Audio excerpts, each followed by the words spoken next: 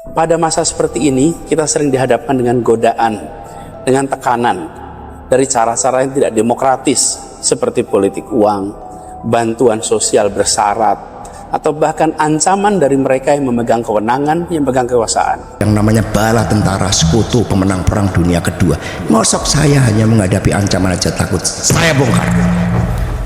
Itu yang kita lakukan. Jadi saya nyatakan di sini bahwa Anies Baswedan kriminalisasi itu perintah dari Presiden Jokowi. Dalam riuh politik negeri ini, ada dua nama seakan ditakdirkan untuk terus bersilang jalan. Anies Baswedan, figur pemimpin berintegritas yang sering disebut sebagai pembawa harapan, dan Joko Widodo, mantan presiden yang kerap digambarkan sebagai arsitek politik dengan kontrol nyaris absolut. Namun, dalam setiap kisah tentang kuasa, selalu ada narasi tentang siapa yang benar-benar memperjuangkan rakyat dan siapa yang hanya menjaga tahtanya. Anies Baswedan, seorang akademisi yang menjelma menjadi pemimpin visioner, selalu menjadi simbol oposisi moral terhadap praktik kekuasaan yang korup dan manipulatif. Namun, jalannya penuh duri, tuduhan, fitnah, hingga kriminalisasi mewarnai setiap langkahnya.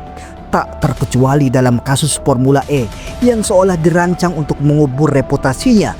Di sisi lain, Hasto Kristianto, Sekjen PDI Perjuangan, mengungkapkan sesuatu yang mengejutkan, bahwa di balik drama ini ada satu nama yang disebut sebagai dalang, Joko Widodo. Bahkan kemudian saya diancam, informasinya A1, mau dijadikan tersangka untuk kasus yang sangat tidak jelas. Peristiwa 10 November, ribuan orang meninggal mengalahkan yang namanya bala tentara sekutu pemenang perang dunia kedua. Mosok saya hanya menghadapi ancaman aja takut, saya bongkar.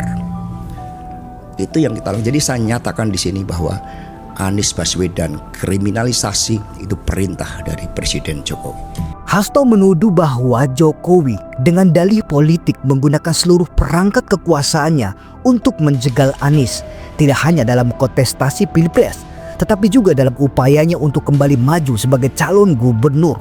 Jokowi disebut tak ingin ada sosok yang bisa menantang narasi kekuasaan yang ia bangun selama ini. Bahkan, hubungan Jokowi dengan partai yang membesarkannya, PDI Perjuangan, dikabarkan retak karena ambisinya untuk terus mendominasi panggung politik. Namun, Anies tidak menyerah. Baginya, ini bukan sekedar persaingan pribadi, tetapi pertarungan prinsip. Dia mewakili suara rakyat yang merindukan pemimpin yang bersih, adil, dan berani. Anies tahu, di tengah permainan kekuasaan yang kotor, ia berdiri di garis depan perjuangan moral bangsa ini, bukan untuk melawan Jokowi semata, tetapi untuk melawan seluruh sistem yang memungkinkan kejahatan politik seperti ini terjadi. Kita harus bertanya, apa artinya kekuasaan jika harus dibangun di atas penghancuran reputasi orang lain? Apa arti demokrasi jika setiap calon pemimpin yang berbeda disingkirkan dengan cara yang tidak etis? Jokowi dalam perannya sebagai mantan presiden seharusnya menjadi contoh bagi penerusnya, bukan justru terlibat dalam upaya-upaya yang hanya memperkuat anggapan bahwa politik adalah panggung penuh intrik dan kecurangan. Sebaliknya, Anies meski berkali-kali dijatuhkan, terus menunjukkan ketabahan. Ia menjadi bukti bahwa harapan bisa bertahan, bahkan di tengah badai fitnah dan konspirasi. Narasi ini mengingatkan kita semua bahwa di balik wajah kekuasaan ada perjuangan tanpa akhir antara yang benar dan yang salah. Dan pada akhirnya sejarah tidak akan berpihak pada mereka yang memilih jalan gelap demi mempertahankan tahta. Sejarah akan mencatat keberanian mereka yang berdiri teguh di atas nilai meski harus melawan segalanya. Karena dalam politik yang baik mungkin kalah untuk sementara, tetapi kebenaran selalu menang pada waktunya. Assalamualaikum warahmatullahi wabarakatuh. Saudara-saudara sekalian, warga Jakarta dan teman-teman yang saya hormati. Sebentar lagi kita akan menunaikan hak pilih dalam pemilihan Gubernur DKI Jakarta tahun 2024. Sudah berbulan-bulan kita menyimak kampanyenya, mendengar janji, memahami cara berpikir para calon, dan sebagian kita mungkin sudah menentukan pilihan. Seperti juga saya sudah menentukan pilihan. Nah, ini adalah momen yang penting buat masa depan keluarga kita, masa depan masyarakat kita, kampung kita, dan kota kita. Saya ingin ingatkan bahwa hari-hari inilah hari-hari menjelang pilkada inilah hari-hari genting. Pada masa seperti ini, kita sering dihadapkan dengan godaan, dengan tekanan dari cara-cara yang tidak demokratis, seperti politik uang, bantuan sosial bersyarat, atau bahkan ancaman dari mereka yang memegang kewenangan, yang memegang kekuasaan. Kita tahu bahwa kondisi ekonomi sedang sulit, pekerjaan juga sulit, penghidupan juga mungkin sulit. Dan banyak di antara kita yang terus-menerus masih berjuang untuk memenuhi kebutuhan sehari-hari. Tapi mari kita ingat bersama, harga diri kita, martabat kita jauh lebih berharga daripada uang atau bantuan sesaat dan bantuan bersyarat. Jangan sampai kita direndahkan dengan menjual suara, apalagi merelakan masa depan. Untuk siapa? Masa depan keluarga, masyarakat, kampung kita, dan Jakarta kita, dengan cara-cara kotor yang menginjak prinsip-prinsip demokrasi. Jadi pesan saya untuk semua, jaga suara kita, jaga hak kita, jaga lingkungan sekitar kita dari segala macam upaya-upaya yang tidak demokratis. Jika menemukan praktek-praktek semacam itu, maka dokumentasikan, ambil fotonya, rekam videonya, catat buktinya, dan laporkan dan buka ke publik. Jangan biarkan hal seperti ini melenggang tanpa perlawanan. Ini adalah penyimpangan. Dan jika ada di antara ibu bapak saudara sekalian yang merasa dipaksa dan terpaksa karena ancaman dan tekanan, tetapkan hati Anda semua untuk tetap memilih sesuai dengan nurani. Hak suara kita adalah kehormatan kita. Jangan biarkan siapapun mengambilnya, apalagi merampasnya. Jakarta telah maju dan akan semakin memberikan kebahagiaan untuk warganya. Karena itu jangan biarkan upaya-upaya kotor menghalangi kemajuan kita.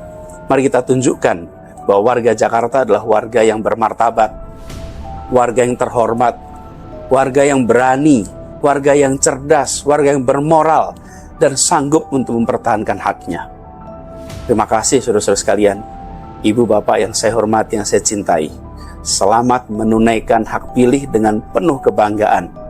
Bersama-sama kita bawa Jakarta menuju masa depan yang lebih maju, yang terus berkah, lebih bahagia, dan semakin menyala. Assalamualaikum warahmatullahi wabarakatuh. Ingin memahami apa yang membuat Pak Sekjen PDIP, Pak Hasto, punya semacam sikap etis yang final terhadap Jokowi. Kan itu intinya tuh, bahwa semua orang berani melawan, tetapi ada bagian yang menurut saya dibatinkan secara ideologis oleh Pak Hasto, dan itu artinya penanda bahwa PDIP terikat kuat secara moral untuk menyelamatkan negeri ini. Jadi demokrasi itu bukan sekedar jumlah suara yang diperoleh oleh PDIP, bukan sekedar kemampuan PDIP untuk bermanuver di dalam kesulitan politik hari ini. Demokrasi itulah kegigihan untuk mempertahankan satu posisi etis, itu dasarnya. Dan saya kira PDIP ada di dalam ujian itu, dan hari-hari ini ujian itu hendak dijawab tuntas oleh PDIP melalui kehadiran Hasto di media publik dan memberitakan dengan kesungguhan hati bahwa PDIP akan melawan. Jadi kata melawan itu bukan karena ada lawan politik, tetapi karena ada nilai yang diganggu. Itu dasarnya.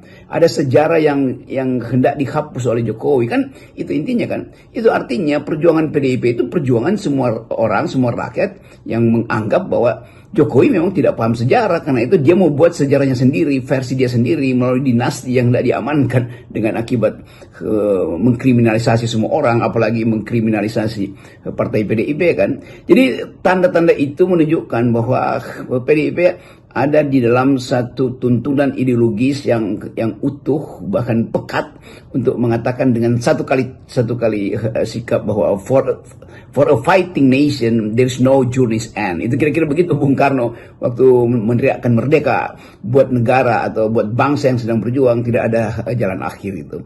dan atau tidak ada hal yang harus dihentikan. Jadi saya kira dengan semangat Bung Karno atau nasionalisme perjuangan kebebasan itu, Hasto mengambil risiko, dan risiko itu memang risiko yang dia ukur dengan baik, atau PDI mengetahui bahwa dari awal juga risiko itu ada, daripada dibaca sebagai permainan taktis aja, mending diterangkan aja pada publik bahwa PDIP punya moral standing yang tak mungkin digoyahkan bahkan oleh mantan kadernya sendiri yang gagal memahami apa itu kaderisasi, yang gagal memahami apa itu demokrasi, yang gagal memahami apa itu Soekarnoisme, kan itu dasarnya. Jadi saya kira posisi Pak Hasto tadi malam itu betul-betul kuat secara etis dan berdasar pada satu kalkulasi politik yang matang demi meluruskan arah sejarah dan arah demokrasi.